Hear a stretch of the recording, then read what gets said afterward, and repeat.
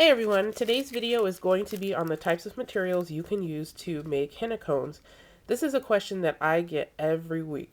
I'm not kidding you. Someone asks me every week, what can I use to make henna cone with?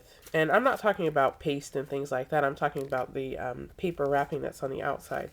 So today I'm going to talk about these two materials. One of them is Mylar and one of them is cello paper. I'm going to go ahead and talk about Mylar first because this is the preference for many people. I'm happy with both, but a lot of people prefer Mylar because it's a little bit stiffer than cello.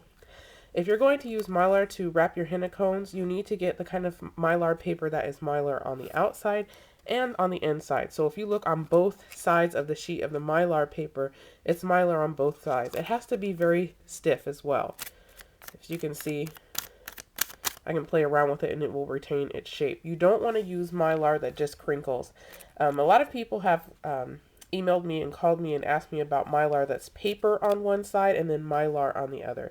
You don't want to use that because it will burst. The paste, the henna paste will melt right through it. So you don't want to use that. So preference of many, Mylar paper. You might be able to find it in your local craft store, your local Michael's. It just depends on where you are. I buy mine in bulk. And then you have cello paper, which is a thin plastic paper. I actually have a couple of cones there. They fit snug inside of each other really nicely, but these are see-through.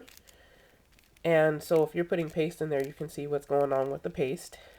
So that's an added benefit. With the cello paper, it's fairly inexpensive. I buy this in bulk as well. It's a paper that florists use. You can use it to wrap gift baskets. It has many uses, but it comes in different qualities or grades. The lowest grade is going to be super, super thin. And when you put henna paste in it, it will buckle and it will not retain its shape. And one of the higher qualities or higher grades is very, very thick. And it's not good for using for henna cones.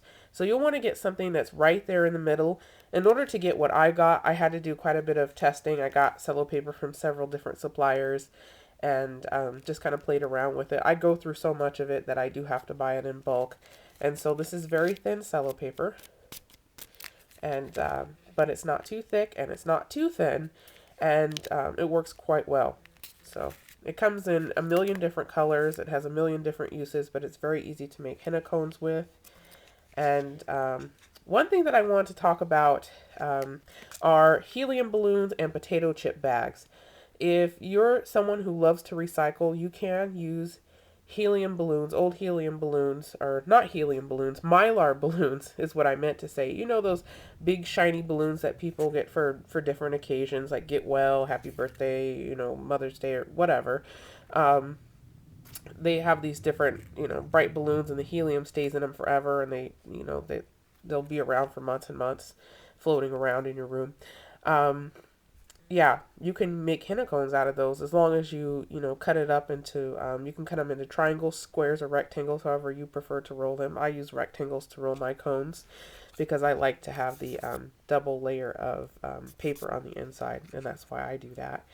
Some people prefer the triangles, and, you know, it's whatever you like to do. But anyway, you can cut the balloon up, the old Mylar balloon up, and use it to make henna cones if it's thick enough. Some Mylar balloons are too thin and the paper will just buckle and crinkle when you put the paste in. You can also use potato chip bags that, again, are shiny on both sides, not just one side.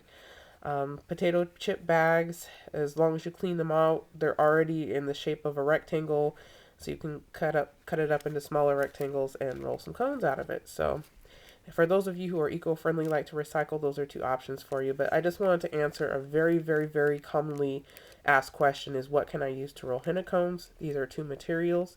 If you use other materials, please make a response video or leave a comment below. Thank you so much for watching. Please rate this video, comment, and subscribe.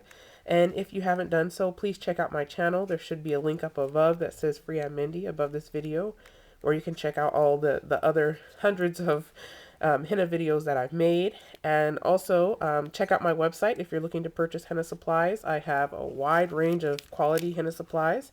And also come over and follow me on Twitter and Facebook. I'll put the links in the bottom bar for those who are interested. Thank you so much for watching, and you guys have a wonderful day. Bye bye.